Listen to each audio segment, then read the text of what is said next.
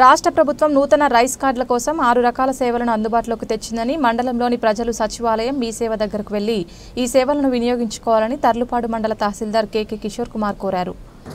Circular ప్రకారం మనకి ఇప్పటివరకు రేషన్ కార్డులకు సంబంధించిన సర్వీసులు సచివాలయంలో కానీ మీ సేవలో కానీ ఆపివేయబడి ఉన్నాయి.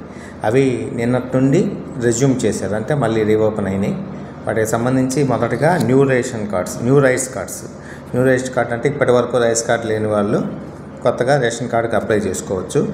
Member addition to rice card అంటే పెళ్ళైన వాళ్ళు ఎవరన్నా మెంబరు యాడ్ కావాలంటే వాళ్ళు, లేదా కొత్తగా పిల్లలు పుట్టింటారు కదా, వాళ్ళని యాడ్ చేయడానికి అవకాశం మెంబర్ ఎడిషన్ రైస్ కార్డులో ఉంటుంది.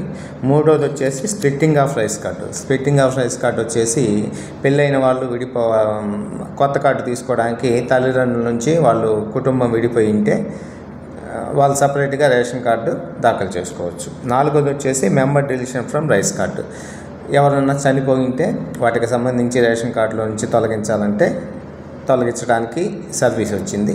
అలాగే పెళ్ళైన వాళ్ళు అంటే అమ్మాయిలు పెళ్ళైన వాళ్ళు ఆ రైస్ కార్డులో తల్లిదండ్రుల రేషన్ కార్డు నుంచి విడిపోవడానికి సర్వీస్ వచ్చింది, అది కూడా అప్లై చేసుకోవచ్చు. తర్వాత సాండ్ ఆఫ్ రైస్ కార్డు, ఎవరికన్నా మాకు సాండ్ ఆఫ్ రైస్ కార్డు అవసరం లేదు, మేము స్థితిమంతులుగా ఉన్నాం, మాకు రైస్ కార్డు అక్కర్లేదు, ప్రభుత్వానికి సాండర్ చేస్తున్నామంటే సాండర్ చేయొచ్చు ఎవరైనా. తర్వాత change of address in rice card, address ఒక గ్రామంలో ఉండి వేరన్నా మనకి అడ్రస్ మారింటే, ఒక ఇంటి నుంచి ఒక ఇంటి మారి, ఒక వార్డు నుంచి ఒక వార్డుకి కానీ అట్లా మారింటే దాంట్లో కూడా రైస్ కార్డు అడ్రస్ మార్చుకోవచ్చు.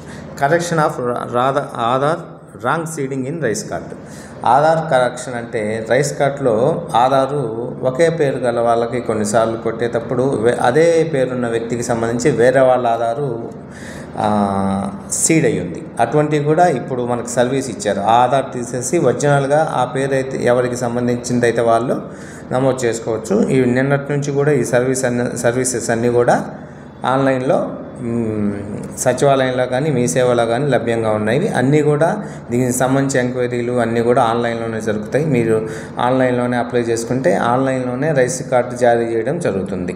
కాబట్టి ప్రజలందరూ కూడా ఎవరైతే అర్హత కలిగి ఉన్నారో రైస్ కార్డుకి వాళ్ళందరూ కూడా అప్లై చేసుకోవాల్సిందిగా తెలియజేయడం.